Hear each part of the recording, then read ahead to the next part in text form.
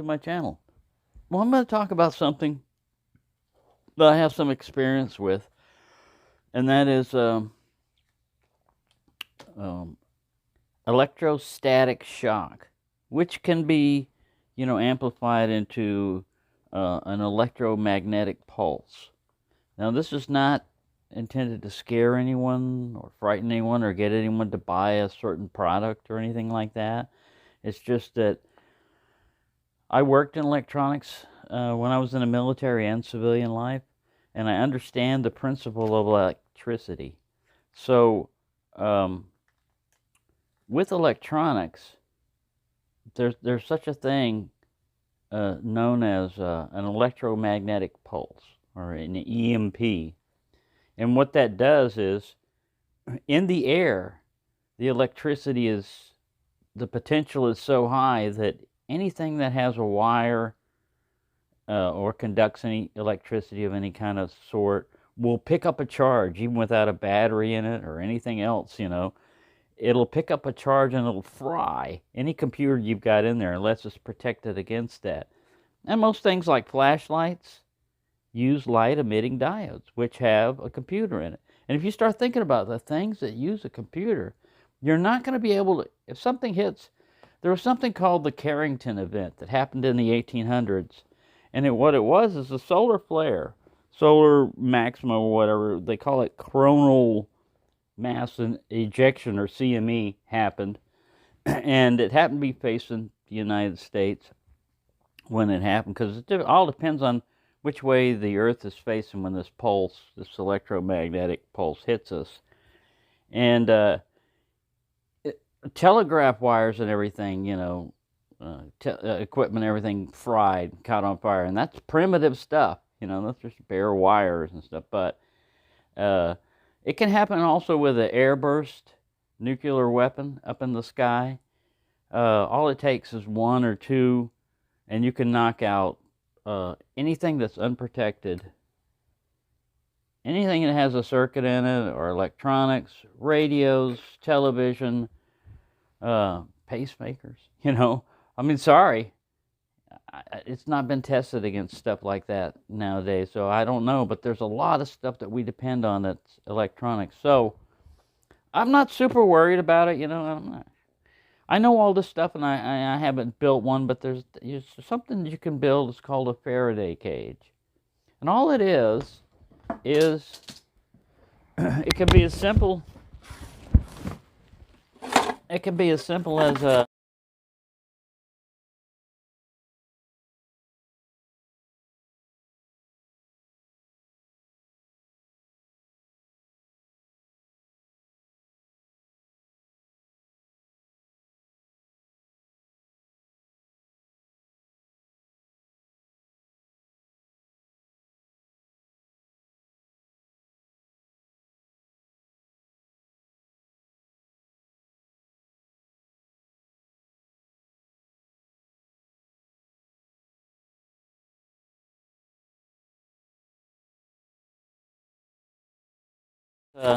if it's something small, a metal can.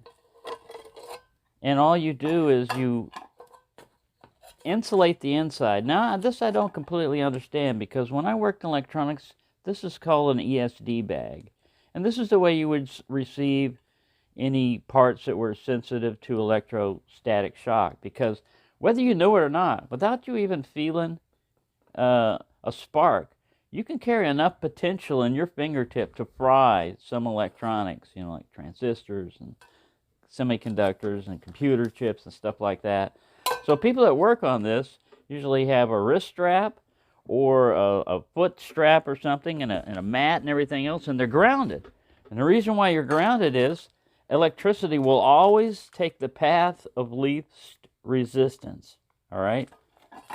So if you've got something sitting in here and it's insulated, the insulation could just be cardboard, wood, paper, air even, as long as you've got something separating this from the wall, any electricity that this metal picks up will stay on the outside. It can't arc, I guess if you got it like super high enough, but that's the principle behind it. Now, when you receive these parts in an electronics thing, they're not separately insulated inside here. This is enough usually.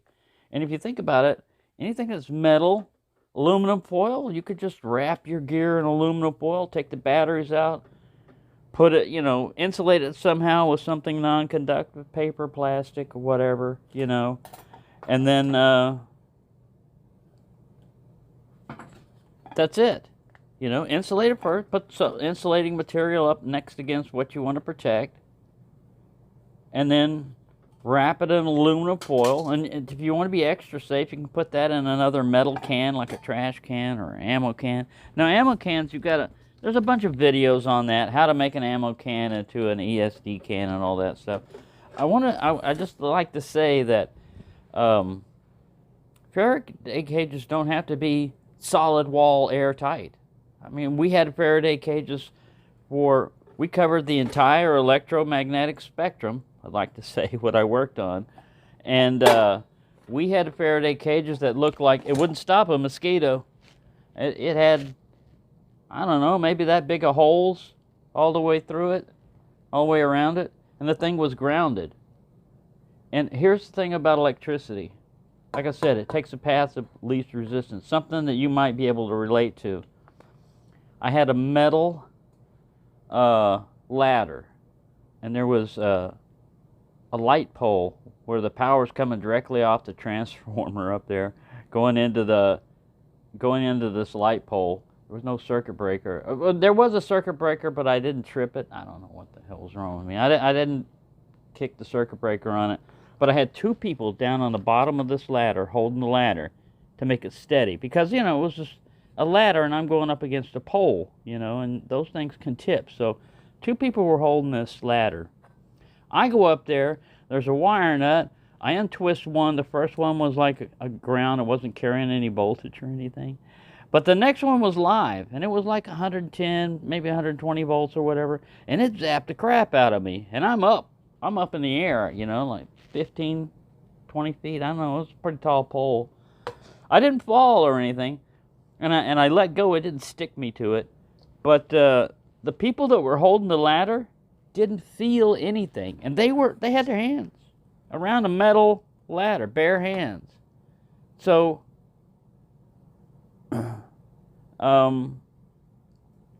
why did they not get shocked? Because your human body has too much resistance compared to the path of metal. It was much better to do that. Now, I have been a human conductor before for electricity, and it almost killed me. I've been stuck to 110. I told that story once before where my hand got stuck holding on 110 volts, and I was standing ankle deep in water. And I survived that, but I have direct experience about what electricity is like and how it can do it. So the thing about a pulse, the thing of it only takes milliseconds, less than like a millionth of a second, thousands. I don't know what Anyways, it doesn't take very long to zap stuff like this if the potential gets too high. Like that, boom, gone. Now, I don't want to panic anybody or anything, but man, wouldn't that suck to have all these flashlights and radios and TVs and everything, and none of it works? Now, anybody that's dealt with that before, you could probably get by. There's things that still work. Candles, books, making fire the old-fashioned way, even though my apartment's all electric, it would be rough. And like I said, I'm not doing this to scare people.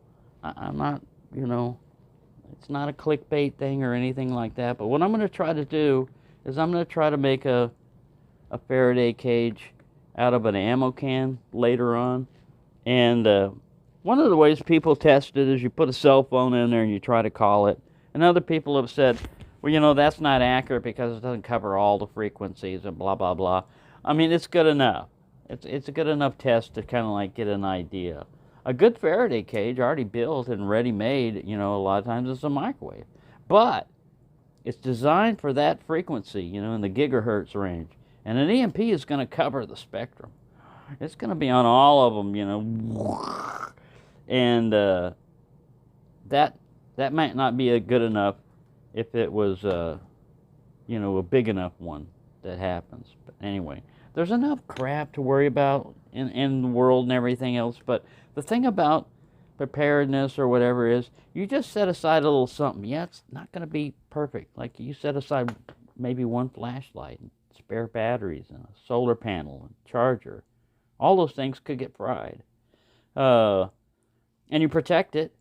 And then if something happens, well, you break that open, you know, and you try to make do. And yeah, I'm not going to say your life is going to be super great if something like that happens for any of us, you know, because you may be able to handle all this stuff. You may have the skills, the knowledge. You may be all set. Your neighbors are not. A lot of your neighbors are not. A lot of people that you know and see every day are not prepared for no electricity. Even I am not completely prepared for that. I mean, I tell you, you know, I'm better off than a lot of people, but I'm like right now, you know, if there was an EMP, boom, there would go my cell phone. There would go the TV. None of my stuff is in a Faraday cage. I've got a couple of things in an ammo can, but I haven't, you know, done anything like insulate them or anything like that. Like I said, I don't. You can sit there in the fear of the unknown and let it get to you, or you can do something about something. And to me, it doesn't take much to just, you know, do a simple thing. And if it works, you know. Like if just wrapping them in aluminum foil, as long as you got no gaps, and you take the antenna off, you know, take the batteries out, and wrap that in something, you know, first a non-conductive layer, because you've already got, you know, conductive on it. So plastic, paper, wood, whatever, you know, and then your conductive layer on the outside. And I think that should be enough, because any charge that's going to happen is going to stay on the outside. And since it's milliseconds, I don't think you necessarily have to ground it, but maybe you could, you know, but I mean, I don't think you necessarily have to ground it. It's just because these are shipped like this, and the box it comes in is not grounded. And the people that handle it, you know, are usually not grounded. That's why they put that caution up there. Caution. Sensitive electronic devices do not ship or store near strong electrostatic, electromagnetic, magnetic, or radioactive fields. So, even with this, they're warning you, don't get it around anything that can really affect it. And like I said, I worked in Intel. I built chips, and we had this. I got the book, but it's kind of corny. But it's called One Digital Day that they gave us. I got rid of mine, and then I found one on eBay for pretty cheap, and I bought it from a library or something. But it just went from, this is back in the 90s, early 2000s. It went back and showed how much we have computers and how much we rely. And you think about electricity, ATMs, gas stations, everything, streetlights, communications. You know, who are you going to call? Who are you going to call when the lights go out? Well, if you know how to make fire, you can still make, you know, all the primitive things are still going to work. It's just that it would be a big shock to society. That's another thing to deal with, and I'm not ready for that. I don't think anybody really is ready for that, you know. Either intentional or unintentional, or act of nature or act of aggression. You know, if something like that happened, we'd be screwed. I mean, I don't care how strong of a nation you are or whatever.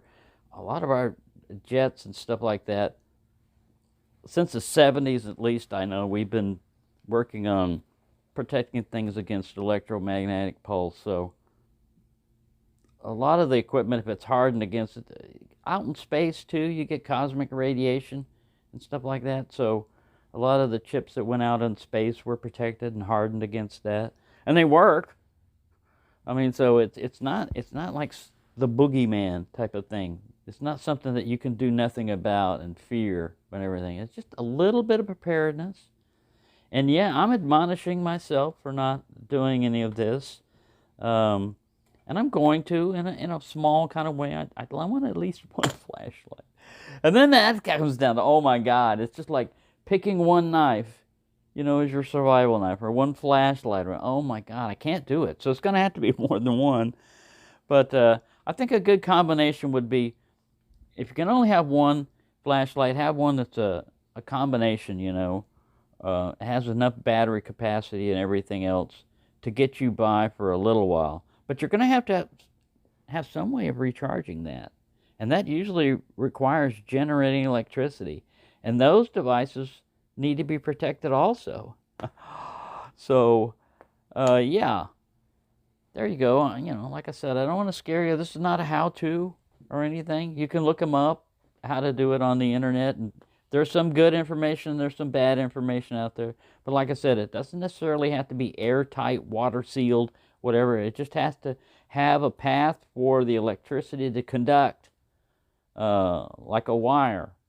And after that, once electricity reaches ground and basically equalizes, it's no longer got a potential to it, it's over.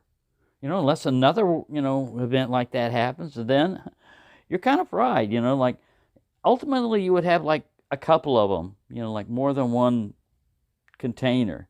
So you have like your throwaway or your burner type of thing, your cheapest flashlight, your cheapest radio or whatever, and you turn those on. Well, if it was an event like that, cell phones are going to be out. I doubt if even radio and stuff would work. Maybe they would get up on the AM frequencies and start doing old school radio. But like I said, you got to have a radio to receive it, And I've got a Baofeng, an extra one. I'll just throw that in there. It covers a lot of different frequencies and everything. And maybe an old, a cheap AM, FM radio. You can get those for about $10. Flashlight, radio, anything, like I said, that requires electronics, requires, batteries and everything else, would come in handy in an event like that. Now, it hasn't happened, like I said, in my lifetime. So, but it could happen. A lot of things could happen. That's why I said it's hard for me to get motivated on a lot of this stuff, because you look at the list of things that they've been trying to get us scared with and the possible potential events and everything, and it's like, I don't want to live in fear and fright and everything, So the best way out of that is prepare to the best of your abilities, and this only requires really knowledge. It doesn't require a lot of expense and money. Like I said, you have in your household the items you need to make a Faraday cage or to protect electronic equipment. I guarantee you. I don't have a way of generating an EMP pulse, and I wouldn't want to, because I could fry all kinds of things around here. And yeah, I like electricity. Thank you for watching, and have a nice day.